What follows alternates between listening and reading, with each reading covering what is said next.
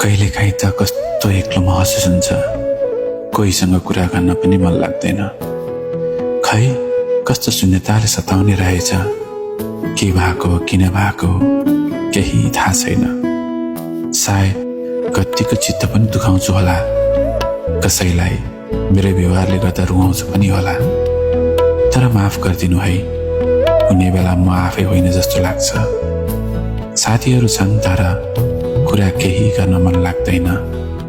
दुखी पनि छैन मन, रोएको पनि छैन आँखा, तै पनि शून्य शून्य भएको छ मन। उमेलो हो या कसैप्रतिको लगावले हो त्यो पनि थाहा छैन, तर कहिलेकाहीँ एक्लो महसुस हुन्छ अनि एक्लै शून्यतामा हराइदिउँ झैँ लाग्छ।